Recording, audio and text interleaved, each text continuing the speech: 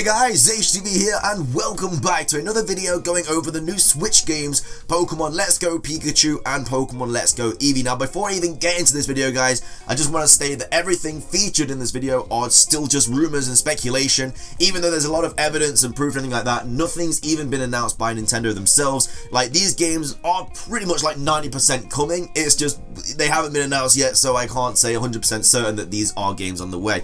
But guys, in today's video we're going to go over like every single like legitimate rumor and leak that have so much evidence behind it and just wrap it up into one video. I could have made like 20 odd videos on this, but I didn't want to do that because I'm not that kind of guy. But I just wanted to make one video that you could just watch all this, and all the stuff is just in this video that's like that you need to know about the new games. So of course guys, if you are excited for this video, please do leave a like down below, rate us out the video, channel, all that good stuff. Without further ado, let's get into the video, and I really hope you guys enjoy. Okay, so starting things off, I'm just going to do a quick recap of the video that I made a few days ago, which kind of just started this whole Pikachu and Eevee Let's Go thing. So Junichi Masuda obviously tweeted out this picture of him holding a Pokeball, having Eevee and Pikachu in the bottom, and then obviously the Let's Go Luigi thing, which is kind of what sparked all of the rumors and everything like that, and just kind of give us evidence. It's to do with like the whole Pokemon Go aspects of the game. The Let's Go Luigi thing is because it's Let's Go, and then obviously Pikachu and Eevee is really actually cool. It's just planting the seed there, and now the tree is on its way to grow. This is the worst metaphor ever, but yeah, so he tweeted out that picture,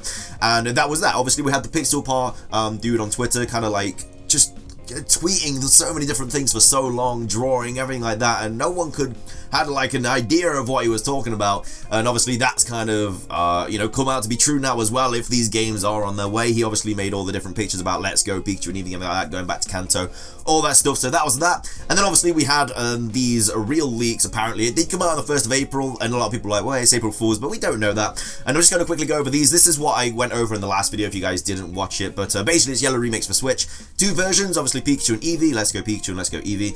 Red and Blue play a role in the story. You and your rival are new trainers, so that'd be cool. I did in the last video say that maybe Professor Oak has passed away. Maybe it's set in the future. Maybe Blue is the new professor and he gives you the Pokemon. Maybe something like that. I'm not sure. Following Pokemon Return, there's a lot of stuff about that we are going to get later on in the video to do with like all the rumors and stuff. HM still replaced with Pokéride from Lola, which is, you know, good and bad. You know, I feel like since we're going back to Kanto, it would have made sense to have HMs, but Pokéride is really, really useful, to be fair, at the end of the day. It has an online hub for players. I made a huge talk about that in the last video, about how cool it would be to just go into an online room and there's like loads of different players there, and you can go up to them and, you know, trade and battle, or, you know, anything like that, which would be so cool. Be the best thing ever. I mean, Festival Plaza, get out of here. And then it's obviously going into the Pokemon Go integration, catching a Pokemon like works like in Go. I wasn't actually sure how they were going to do that, but I'm pretty sure they're just going to do like the normal battle sequence, and then when you go to catch Pokemon, that's when it turns into like the motion controls where you can throw the Pokeball and like that. And then it rewards in game and in Go for linking the two together, and then it's new accessory can be used with Go in the games, then announcements soon recently this year. So that's pretty much everything we went over in the last video, because it was just kind of like a roundup of all the information about Pokemon Let's Go Pikachu and Let's Go Eevee. However, there's so much stuff that we do need to go over, guys, about these new games, which is obviously the main reason for this video, and it's these rumors do have a lot of validity behind them, which is really cool, and I hope you guys enjoy them. Okay, so the first bit of information that I did want to go over though is the fact that both of these websites have been trademarked. So Pokemon Let's Go Eevee.com and Pokemon Let's Go Pikachu.com have both been trademarked by Nintendo. Now usually when they do that, it means that the game's on the way. It was the same for the Sun and Moon games. Like, why would they trademark randomly Pokemon Let's Go Pikachu and Pokemon Let's Go Eevee? Why would they do that if like these games weren't on the way? It just doesn't make sense. Like, it'd be Pokemon,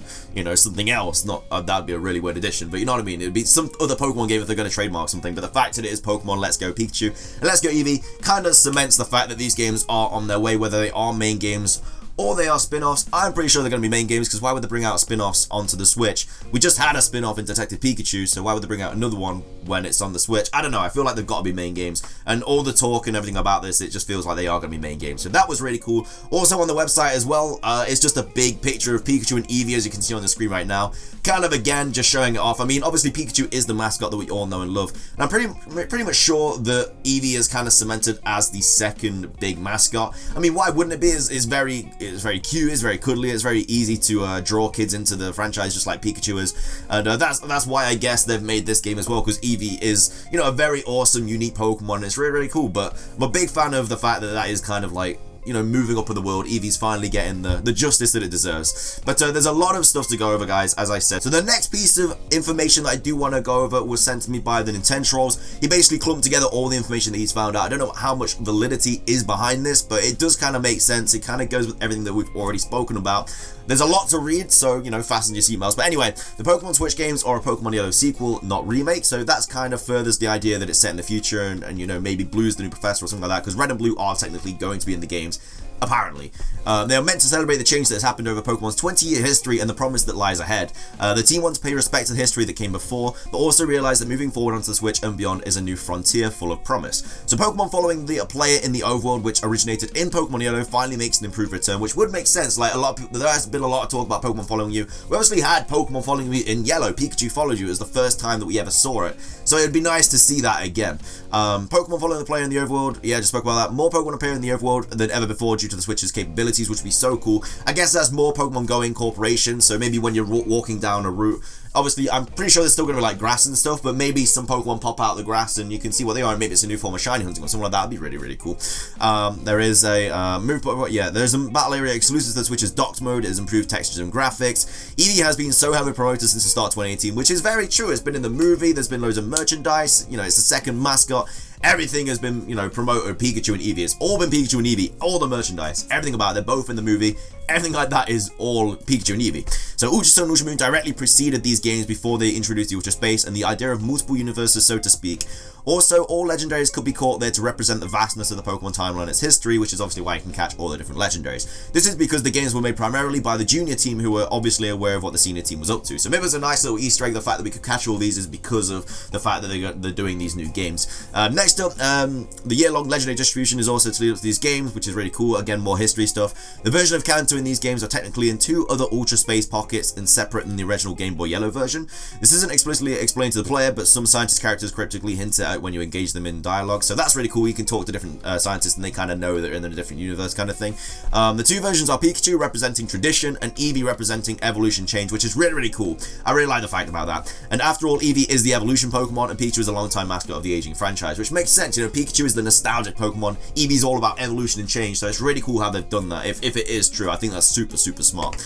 The versions are more different from each other, far more different than each other than any previously paired games. So maybe it's 2 different like storylines or something like that. Maybe if one of them is nostalgia, one of them is obviously evolution.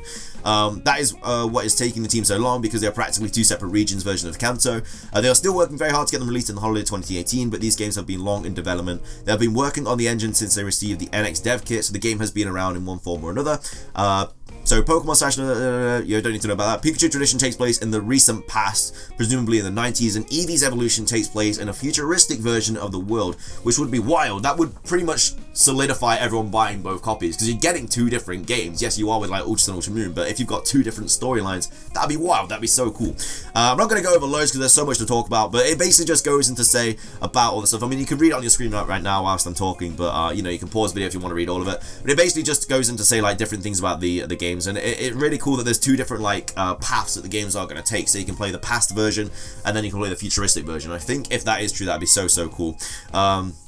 But yeah, they've been in development for a long time, so I'm definitely expecting some really, really cool things. But yes, that is a little bit that I wanted to go over. Next up, there's some more information, more kind of leaks or whatever. So it's been in development since 2015, which is obviously what has just been said. Project was known to the staff as Beluga, which obviously a lot of people did think about. Safari Zone has several rare Pokemon, including Alolan forms and a new mechanic known as Ultra Shinies. These are exclusively limited to the Safari Zone. Now, I'm not sure if I believe this or not. I feel like Ultra Shinies is just going to be like another TCG set, because if you didn't know, that Ultra Shinies thing I think was like trademarked a while back. And a lot of people were like, oh my god, it's new shiny forms. I think it's just going to be a TCG set. But several characters are reimagined as new characters. For instance, Champion Ryuku is a reimagining of Lance, which is obviously, as we did see in Ultra Sun, Ultra Moon, he was in Lance's gym. Now, I don't know if this is just taken from that and this is all fake, but we'll just have to see. In Pikachu's edition, you're given a Pikachu with an odd tail known as Turbo Tail, quicker and more distraught by nature. Only this Pikachu can evolve into Gorochu. In Eevee's edition of the game, you're given an Eevee that knows how to sing. It's heroic and playful by nature. Only this Eevee can evolve into Goleon. It was important to Junichi for both evolutions of the starters to incorporate Go in their name while staying true to their inspiration. Now, I don't know what Goleon's type would be at all. gold, maybe rock, because it's golem. I generally have no idea. Maybe it's a bigger normal type, maybe. But Garuchu, I feel like if that's an actual thing, it's going to be really, really cool. Select patch of Pokemon from the full Generation 8 game still in development will be featured in this game, which would be wild. You'll encounter a few familiar faces, but some versions will be exclusive. These characters are given a complete makeover, and the ones that have been with you for over 2 years may not be as you remember. Jesse and James make a return, but oppose a bigger threat than before. So, is that Jesse spelled right? I feel like, I'm not sure. But I'm not sure if I believe too much about this. I feel like this might have just been taken from the actual games, and they just put up a fake leak together, because anyone can, like, you know, make a fake leak out of story. So, but something that I really want to go over, though, is something really cool. Now, we've been showing this screenshot of Pikachu. It is supposed to be a GIF, but I'll go into that later on.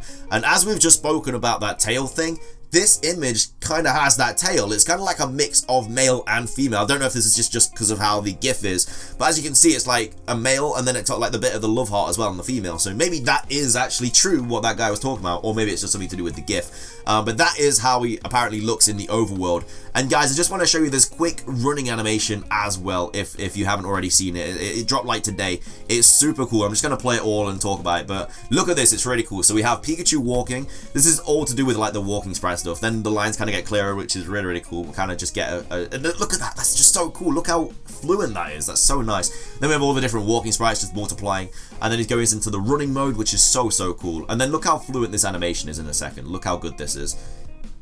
That's just incredible. And then the wave as well. Now, I don't know what that is. If this is the walking animation for like all the Pokemon in the games, it's going to be absolutely mind-blowing. And if they've actually put the time in to make the animation that smooth for every single Pokemon, my head's going to explode. Maybe it's just going to be that smooth for Eevee and Pikachu. Who knows? Because obviously that's probably what you're going to be traveling with a lot of the time. But that animation is super smooth, and I'm not sure what this has to do with it, but it's such a cool animation. And yeah, I'm a big fan of it. But that's pretty much all the stuff that has been up to date. I mean, there's loads of other things, but I'm not going to go into that because these are like the main things that you really need to know about. They've got the most validity behind it, the most truth behind it, and everything like that. But I hope you guys did enjoy this video. I'm sorry if it did go on a little bit, but you know, there's a lot of stuff to go over. I'm not sure how much of this is true. Like I said at the very start of the video, this is all just rumors. Take it with a grain of salt because, you know, none of this is confirmed. But it's just like, you know, a lot of it is very, you know, it's got a lot of evidence behind it and a lot of proof. But guys, that is everything from me. So if you did enjoy, please do remember to leave a like down below. Remember my second channel, Twitter, Twitch, Instagram channel, that's going to Patreon, can all be found in the description down below.